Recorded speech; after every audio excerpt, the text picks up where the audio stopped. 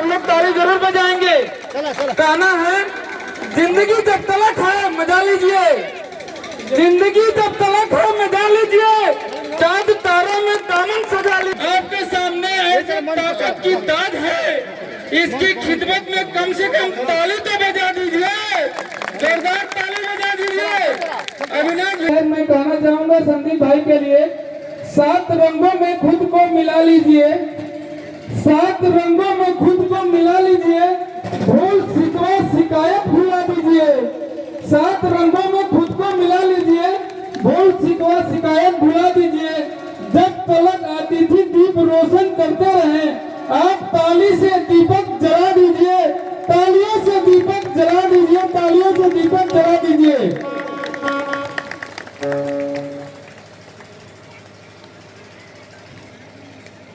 निवेदन है आप कार्यक्रम की अगली कड़ी में पूर्व प्रधान श्री प्यारेलाल जी आप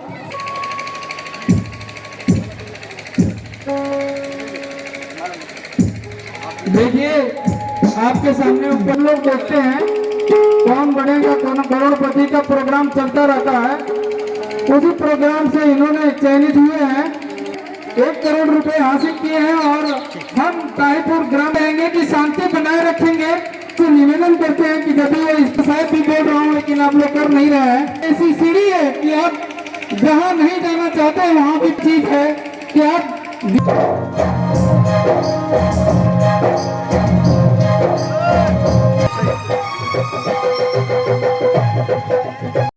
मेरा नाम क्या है क्या नहीं, हर्ष भारती है। मैं ग्राम हैदरगंज का रहने वाला हूँ। पोस्ट मेटेऊ है, जिला गाजीपुर आपको पता ही है, और थाना मर्द है।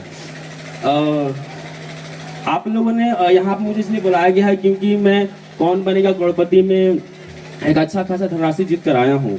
और इसका ये मतलब ये नहीं है कि मैं तुरंत जीत कर आया हूँ वहाँ से, इसके पीछे काफ़ी स्ट्रगल रहा है। थोड़ा सा मैं आप लोग को अपने बारे में कुछ बता देता हूँ, कहाँ कहाँ से शिक्षा हुआ है, ताकि आप लोगों को थोड़ा सा पहले से पता होगा। क्लास 10 तक मैंने यहीं से पढ़ाई किया, मर्दा से, हिंदी माध्यम से। उसके बाद मैंने BHU का अपना नाम सुना होगा, बनारस हिंदू यूनिवर्सिटी का, तो मैंने वहाँ पे एक एंट्रेंस एग्ज़ाम दिया था, मेरा हो गया। तो फिर वहाँ मैं क्लास 11-12 किया, वहाँ से मैंने काफ़ी पढ़ाई किया। फिर मैं पढ़ाई करने के बाद अच्छे मार्क्स आए थे मेरे 11th-12th में, तो मैं यहाँ से चला गया दिल्ली विश्वविद्यालय दिल्ली पढ़ने के लिए। और वहाँ पर मैंने ग्रेजुएशन किया हिस्ट्री ऑनर्स में और मास्टर भी किया। उसके साथ साथ में 2 चीज़ थी मेरे लाइफ में करने के लिए। पहला था कि कौन बनेगा करोड़पति खेल के जाना है, या तो IAS ऑफिसर बन के जाना है। और मैं आप लोगों को बता दूं, मैं पिछले 4.5 सालों बाद अपने गांव आया हूं, अपने माँ से मिले, अपने पिताजी से मिलने। जब मैं कॉलेज में था, हॉस्टल लाइफ जी रहा था, तो जब मैं गांव आया तो मैंने सोच लिया था कि जब मैं यहाँ से निकल रहा था दिल्ली पढ़ने के लिए, तो मैंने अपने मम्मी की, कहते हैं ना कि मोटिवेशन क्या होता है लोगों के, मैं तो कहता हूँ कि आप अपने माँ के, अपने पिता के नाम आंखों के देखो, उससे सबसे बड़ा कोई मोटिवेशन नहीं हो सकता। आप मुझे भले मानो ना मानो, लेकिन आप अपने पिताजी को देखो, अपने माँ को देखो, जो इतने समर्पण से आपको पढ़ा रहे हैं, आगे भेज रहे हैं पढ़ने के लिए, वही सबसे बड़ा आपका मोटिवेशन हो सकता है। जब मैं यहाँ से निकला तो मैं प्रण ले लिया था अपने आप से कि नहीं, जब तक मैं अपने गाँव में तब तक नहीं आऊँगा जब तक मैं कौन बनेगा करोड़पति खेल नहीं लेता, या तो IAS ऑफिसर बन नहीं आऊँगा। ये था मेरा। जब 2019 में के बाद जब 2020 में कोविड लगा, कोरोना काल, तो वहाँ पे ऐसा होता था, आप लोगों को शायद पता होगा कोविड का कैसा समय था। लोग जितने भी बाहर पढ़ने वाले थे, फॉरेन कंट्री मतलब विदेशी धरती पर कहीं कहीं पे भी जो काम करते थे, मजदूर थे, सब लोग घर आ रहे थे, लेकिन मैं नहीं आया। मैं ठाना था क्योंकि मुझे अपने आप से वादा तोड़ना नहीं है किसी भी हाल में, जो अपने माँ से, अपने पिता से वादा किया था।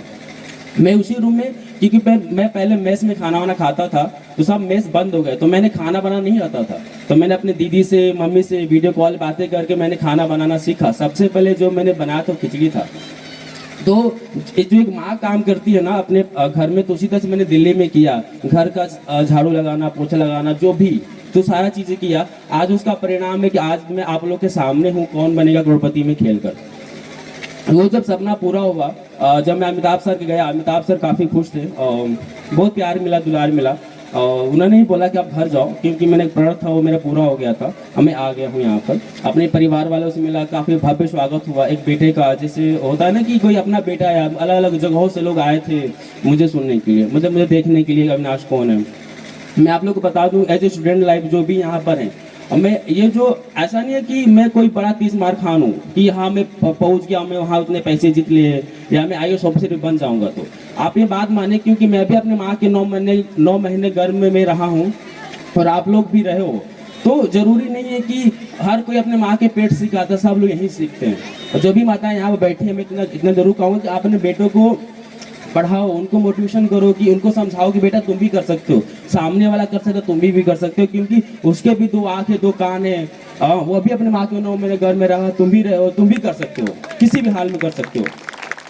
और मैं आप लोगों को बता दूं, आज तक मैंने कहीं कोचिंग नहीं लिया। ऐसा नहीं कि मैं UPSC की तैयारी कर रहा हूं तो मैंने कोई कोचिंग कर रहा हूं दिल्ली में, नहीं। मैंने कोचिंग एक रुपए भी नहीं लिया, जो भी किया मैंने खुद से किया हर चीज। तो जरूरी नहीं है कि आप अगर किसी भी हाल में होता है ना कि कोई लोग होते हैं कि जिनके पास बहुत पैसे होते हैं, आज फोन करेगा उसके पास तुरंत पैसे आ जाएंगे। तो मैं भी उसी परिवार से था कि थोड़ा टाइम लगता है ना किसी को पैसे आने में। अगर आपके पास पैसे भी हैं तो कोई बात नहीं, अगर आप अपने ऊपर डटे हो ना तो किसी भी हाल में आप अपने मंजिल तक पहुंच जाओगे। यकीन मानो आप लोग, असफलता भी आएगी। अगर आप किसी भी की तैयारी कर रहे हो, चाहे ग्रुप डी की तैयारी कर रहे हो, चाहे आर्मी की तैयारी करो, चाहे पुलिस IAS ऑफिसर बनना चाहते हो, चाहे IPS बनना चाहते हो ना, तो असफलता आ सकती है। वो अच्छी बात है कि आप पहली बार में सफल हो जाओ, लेकिन अगर असफल भी रहो तो और उससे अच्छी बात है, क्योंकि आप काफी मेच्योर हो जाओगे यहाँ तक पहुँचने के लिए। असफलता आएंगी लेकिन हटना नहीं है। कहते हैं ना कि असफलता जो एक अल्प विराम होती है, जैसे आप उससे आगे निकलते हो आपके पीछे हट जाती है, इसीलिए कोई दिक्कत नहीं। कहते हैं ना कि संघर्षों के साए में असली आजादी पनपती है, इतिहास उधर मुड़ जाता है जिधर हिम्मत चलती है। जिस तरह से बाबा साहब भीमराव अम्बेडकर साहब ने इतिहास को बदला था, क्योंकि वो संघर्ष कर रहे थे हमेशा। उनकी जो रूम था पूरा लाइब्रेरी से भरा हुआ था कहीं ना कहीं। और रही बात माता सावित्रीबाई फुले की, इनसे हमें ये सीखना चाहिए, खासकर हम पुरुषों को। क्योंकि आप ये देखिए, कौन आज के समय में एक पति अपनी वाइफ को पढ़ाता है, अपनी पत्नी को, और कोई नहीं। सबसे पहले किसी ने पढ़ाया था तो हमारे महात्मा ज्योतिराव फुले जी ने। क्योंकि जब माता जी की शादी हुई तो पढ़ी लिखी नहीं थी, उनके अंदर इच्छा था कि नहीं हमें भी पढ़ना, हमें भी कुछ करना है। तो एक नारीवादी सोच होनी बहुत जरूरी है। पुरुषों के दिमाग में भी, अगर आपकी पत्नी हो या आपकी बहन हो, आपकी कोई बेटियां हैं, अगर परिवार में कोई पढ़ना चाह रहा है ना तो उसको रोकिए मत, पढ़ाइए जरूर। क्या पता आगे चलकर वो माता सावित्रीबाई फुले बने, IPS बने, IAS ऑफिसर बने, कुछ भी बन सकती है ना। इसीलिए उनको छोड़ना नहीं, पढ़ाना है। और हमें सीखना है, हम पुरुषों को भी सीखना है। जैसे कि हम पुरुषवादी नहीं, हमें नारीवादी भी बनना चाहिए। हमें अपने घर की बहन और बेटियों को सपोर्ट करना चाहिए, वो क्या करना चाहती हैं। अगर उनको किसी भी फील्ड में जाना हो, चाहे उनको पॉलिटिकल चीज़ों में जाना है या पढ़ाई में करना है, डॉक्टर बनना है, अगर बाहर पढ़ना है, तो हमें किसी भी तरह की सपोर्ट करना चाहिए। जब तक हम लोग नहीं सपोर्ट करेंगे तो क्या उनको कैसे सपोर्ट मिलेगा, क्योंकि वो तो अकेली है ना।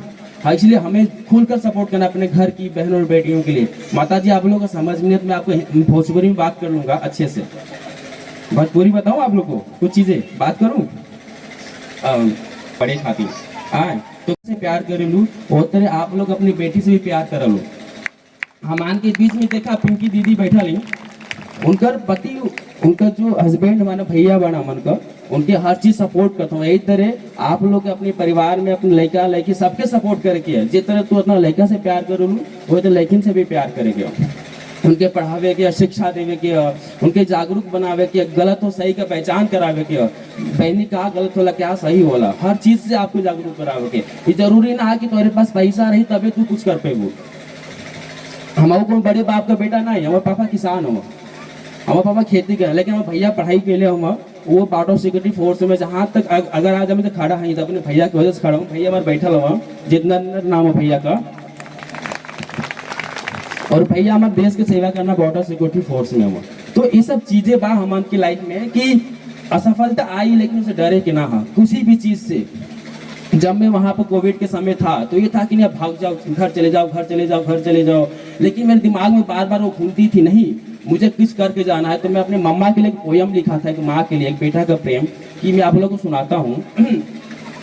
मैं उस आंखों की रखवाली हूँ, जब खेला करता उस आंगन में, चोट मुझे थी लगती, आंसू थे उन आंखों में। मैं उस आंखों की रखवाली हूँ, जब खेला करता उस आंगन में चोट मुझे थी लगती, आंसू थे उन आंखों में। मेरी माँ आज भी राह देख रही थी, मेरी माँ आज भी राह देख रही थी घर लौट कर मेरे आने का। मेरी माँ आज भी राह देख रही थी घर लौट कर मेरे आने का। मैंने माँ से बोला था, माँ मैं कौन बनेगा करोड़पति खेल कर ही आऊँगा, या तो IAS ऑफिसर बन कर ही आऊँगा उस आंगन और गलियारे में, उस आंगन और गलियारे में। ये जो चीजें थी, अगर आप अपने ऊपर ठान लिए ना कि मैं कर सकता हूँ, तब जरूर कर सकते हो। सामने वाला भले ही कोई आपकी बुराई करे, तुम नहीं कर पाओगे, लेकिन आप अपने आप को जानो आप क्या चीज हो। आप हर वो काम कर सकते हो जो दूसरे वाला कर सकता है। यकीन मानो आप जरूर होगा, जरूर होगा।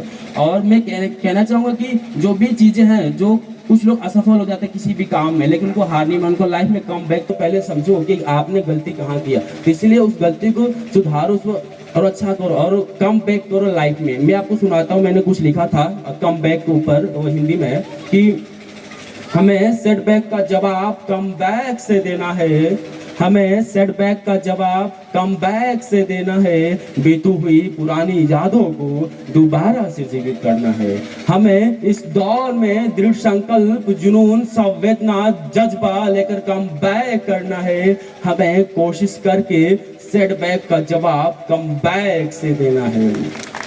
मुश्किलें, परेशानी, डिप्रेशन से उबर कर, मुश्किलें, परेशानी, डिप्रेशन से उबर कर हमें आगे बढ़कर आत्मनिर्भर बनना है और इस बंजर माटी में वृक्ष उगाकर सेटबैक का जवाब कम बैक से देना है, कम बैक से देना है।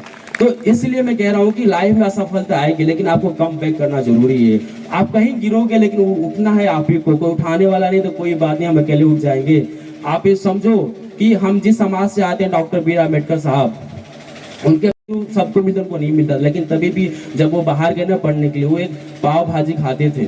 इस बात को समझ, अगर हमें जो भी मालाएं यहाँ बैठी, माताएं बैठी, मैंने कहना चाहूंगा कि आप भले थोड़ा सा कम खाओ, लेकिन अपने बच्चों को जरूर पढ़ाओ। अगर आपका बच्चा पढ़ेगा तो आज मैं यहाँ हूँ, कल बच्चा आपका यहाँ होगा, इस बात को यकीन मानिए। इसलिए आपको अपने बच्चों को पढ़ाना है, बेटियों को पढ़ाना है, बेटों को पढ़ाना। जितना आप अपने बेटे से प्यार करती हैं, उतना आप अपने बेटों से भी प्यार कीजिए, सबसे इक्वल कीजिए, क्योंकि दोनों ही एक है। क्योंकि आज मैं खड़ा हूँ तो कहना कि एक माँ ने ही तो जन्म दिया, एक बेटी ने जन्म दिया है ना, इसलिए बेटी को पढ़ाना बहुत जरूरी है। कहा जाता है कि अगर बेटी पढ़ेगी तो पूरे पुश्ते पढ़ लेंगे, इसलिए जरूरी है कि बेटे को जरूर पढ़ाइए। और माता जो सावित्रीबाई फुले हैं, उनकी जो भी कार्य है उनको आगे बढ़ाइए, क्योंकि माता ही जी हैं जिन्होंने पहली बार किसी महिलाओं के लिए स्कूल खोला था।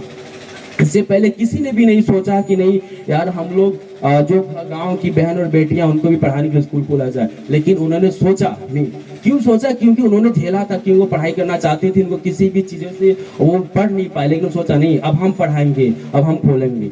इसलिए अगर आप पढ़ी शिक्षा, अगर आप पढ़ेंगी, शिक्षित रहेंगी, तो जो भी समाज में कुरीतियां हैं कहीं ना आप उसके लिए आवाज उठाएंगी, जैसे हमारी पिंकी दीदी आवाज उठाती कुछ चीजों को लेकर। यकीन मानिए आप वो हर काम कर सकते हैं जो मैं कर सकता हूँ, जो सामने वाले भी कर सकता है। आप भी देश के प्रधानमंत्री बन सकते हैं, CM बन सकते हैं, कुछ भी कर सकते हैं, लेकिन आपके अंदर वो चीज होनी चाहिए। अगर आपके बेटे हैं, अगर आप कुछ भी करना चाहते हैं, उनको उत्साहित कीजिए, उत्साहित कीजिए, उनको समझाइए कि बेटा तुम ये काम कर सकते हो, कर सकते हो, कर सकते हो। बस उनके दिमाग में डालिए, यकीन मानिए आपका भी बेटा आपका नाम गौरव करेगा और बहुत आगे बढ़ाएगा। धन्यवाद आप सभी लोगों का, जो भी आप सुन रहे हैं, मुझे आप सभी को धन्यवाद।